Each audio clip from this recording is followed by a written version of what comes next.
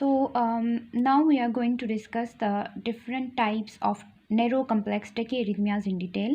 So first of all, we will discuss supraventricular tachycardia. As the name suggests, the abnormal electrical impulse arise from above the ventricles. So the name supraventricular tachycardia.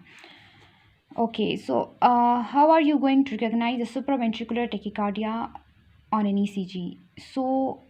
Do remember that any narrow complex tachycardia, a narrow complex tachycardia which is very regular with a very regular RR interval and no P waves is a supraventricular tachycardia unless proved otherwise. So, in supraventricular tachycardia, there are no P waves. Actually, because the rhythm of the heart is very fast, the P waves are buried by the QRS complexes. As we know that the abnormal electrical impulse arises somewhere in the atrial myocardium. So the P waves are formed because the P waves are formed by the depolarization of the atria, and the electrical impulse arises somewhere in the atrial myocardium. So P waves are formed, but they are buried inside the QRS complex. So we cannot see any P wave on the ECG. Second point is that the RR interval is very regular and the QRS complex is narrow. So here is an example of how might an ECG of supraventricular tachycardia look like. So we can see that there are no P waves and then the QRS complexes are very narrow, and there is a regular RR interval. Like, let's consider that this interval is equal to 1 big square. So this RR interval and this RR interval and this one, all of them would be of equal length, of equal duration. So these are the 3 points to recognize an ECG of supraventricular tachycardia. Now, atrial fibrillation can be recognized on the ECG by a narrow complex tachyarrhythmia with no P waves but an irregular RR interval. So here we can see that this is, for example, an ECG of atrial fibrillation. Here we can see that there is no P wave, then there is PQRST, then a T wave, then PQRST, then a T wave, then QRS interval, then T wave, and so on. But here the QRS complexes are narrow and there are no P waves, but the main difference here is the RR interval is irregular. As you can see that this RR interval is not equal to this one, and then this one is not equal to this one. So atrial fibrillation is usually very easy to identify on the ECG when you try to calculate when you try to see whether the rhythm is irregular or not, when you try to count the number of big square between two QRS complexes. So you can very easily spot an atrial fibrillation on the ECG. These two ECGs, that is supraventricular tachycardia and atrial fibrillation, are the most commonly tested ECGs on an exam.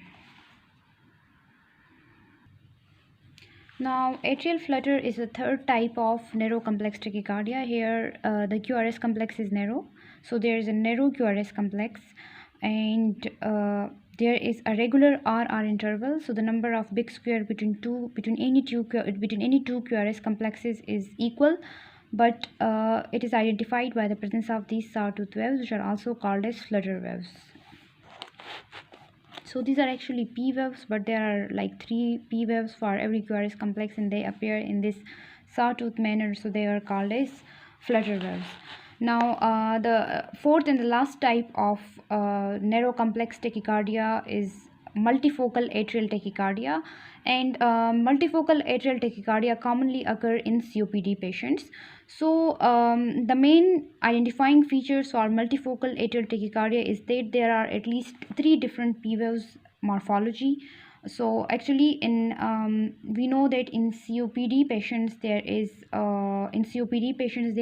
a right ventricular hypertrophy, and then that leads to a right atrial enlargement. So abnormal electrical impulses start arising from the atrial myocardium. So in case of multifocal atrial tachycardia, these abnormal electrical impulses arise from different spots in the right atrium. So at least there are 3 different spots from which the impulses arise in case of multifocal atrial tachycardia. So this is the basic identifying feature for this arrhythmia, that there are at least 3 different types of P waves morphology or P waveforms. So but it could be more than three, but at least there should be three to identify them as multifocal atrial tachycardia. So and also there is an irregular PP interval, that is the number of big squares between two P waves is not equal. So here you can see that there is a P wave, and then there is QRS complex, and then there is T wave, and then there is another P wave, and then QRS complex, and then T wave, and then a third P wave and a QRS complex and a T wave. But here you can recognize that the shape of these three P waves is entirely different from each other. This is because if this is, for example, if this is, for example, the right atrium, then one abnormal electrical impulse would arise from this point, the third would arise from this point, and the second would arise from this point, sorry, and the third would arise from this point. So the waveform or the shape of all these three P waves would be different from one another. So this is the basic identifying feature of multifocal atrial tachycardia. So that was all about narrow complex tachyarrhythmias, and in the next video we will talk about the broad complex tachyarrhythmias.